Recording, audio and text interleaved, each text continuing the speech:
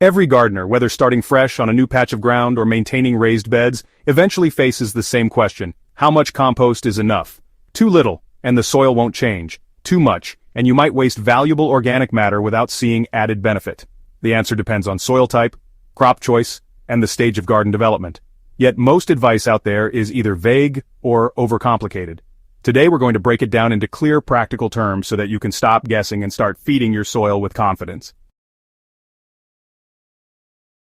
The first step is to understand what compost does for soil.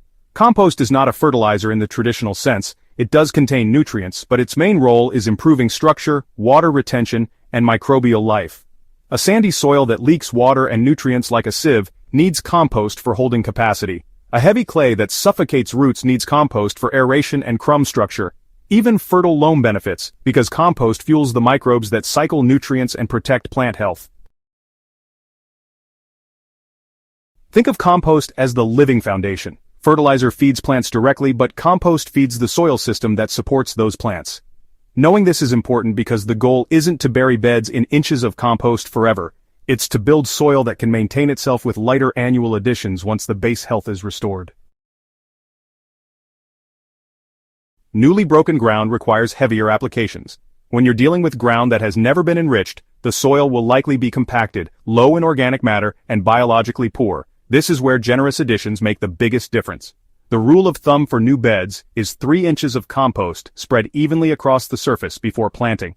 That may sound like a lot, but it's an investment that sets the stage for every crop that follows. For example, a 4 by 8 foot bed is 32 square feet.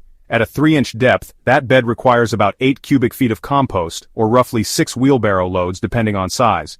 If you don't have that much at once, just apply what you can and repeat the process over the first 2 seasons. Even 1 inch per year over 3 years gets you to the same result, and the soil steadily improves along the way. Established beds only need a top-up each year. Once the soil has been built up with 2 to 3 seasons of steady composting, the demand drops dramatically. At this stage, a 1/2 inch to 1 inch of compost spread over the surface each year is enough to keep beds productive. That amount maintains organic matter levels, keeps microbial populations thriving, and replaces what's lost through harvest and natural breakdown. Let's go back to that 4 by 8 foot bed example. Covering it with 1 inch of compost takes about 2.5 cubic feet, which is just 1 or 2 wheelbarrow loads. That's a manageable amount for most gardeners to produce at home or source from a local supplier. By treating compost as an annual mulch rather than a bulk amendment, you reduce labor while still reaping the benefits of a living soil. Alright, let's dive into the specifics of compost applications. You see, crops with heavy feeding needs require a bit more attention. Not all plants draw from the soil in the same way. For instance, leafy greens like lettuce, spinach, and brassicas really thrive when there's plenty of organic matter around. On the other hand, root crops such as carrots and beets prefer lighter soil with less fertility. Now, fruit-bearing crops like tomatoes, corn, and squash, well, they're heavy feeders. They benefit greatly from a little extra compost at planting time. For example, if you're planting corn in a 10-foot row, working in 1 bucket of compost along that row at planting provides both nutrition and moisture retention. And tomatoes, they love an additional scoop of compost mixed into each planting hole. These are what we call targeted applications rather than blanket coverage. They ensure that high-demand crops have exactly what they need without overloading beds that don't require as much. Now let's talk about the quality of compost, which is oh so important. Poor quality compost, it requires greater amounts to get the job done. Not all compost is created equal, that's for sure. A finished compost made from a diverse mix of plant material, like kitchen scraps, leaves, weeds, and garden trimmings, contains a broad spectrum of nutrients and microbes. Manure-based composts, especially if they're not fully decomposed, might be rich in nitrogen, but lack that diversity we're looking for.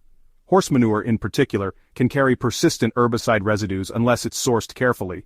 When you're working with lower quality compost, you often need double the volume to see the same effect. For instance, if 1 gallon of rich, homemade compost is enough to top dress 4 square feet, you might need 2 gallons of manure-based compost to achieve the same fertility. This is why the focus should always be on quality first.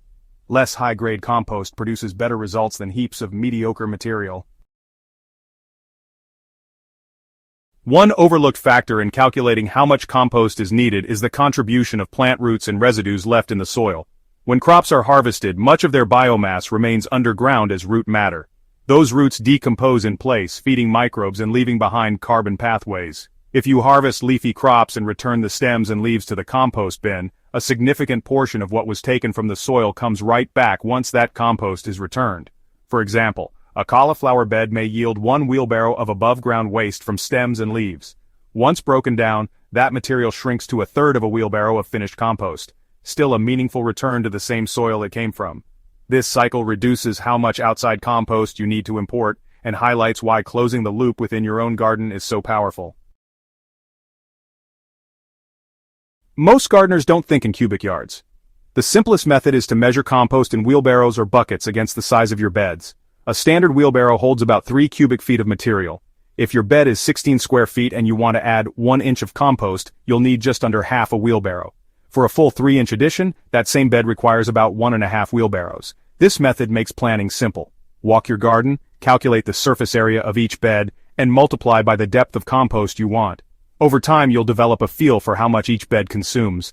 Many experienced gardeners discover that 1 or 2 compost bins producing a dozen wheelbarrows of material per year is enough to maintain a medium-sized backyard garden.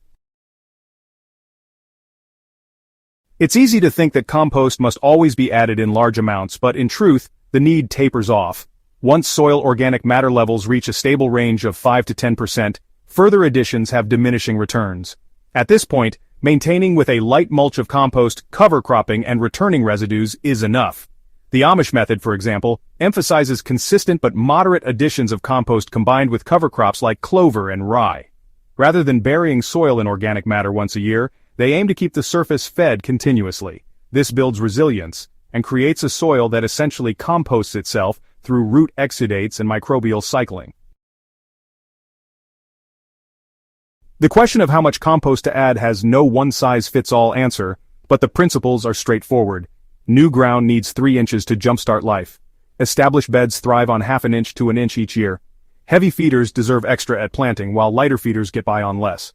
Quality always outweighs quantity, and the more plant matter you recycle from your own garden, the less you need to bring in. By measuring in practical units like wheelbarrows and buckets, the math becomes less intimidating and more actionable.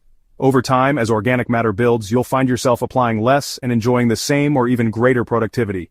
Compost isn't about how much you throw at the soil, it's about how effectively you close the loop between what you harvest and what you return. If this guide helped you understand compost needs more clearly, make sure to subscribe to Hydrohaven for more in-depth soil strategies. Share this with fellow gardeners who are still guessing at how much compost to use, and let's build a community of growers who feed the soil wisely and sustainably.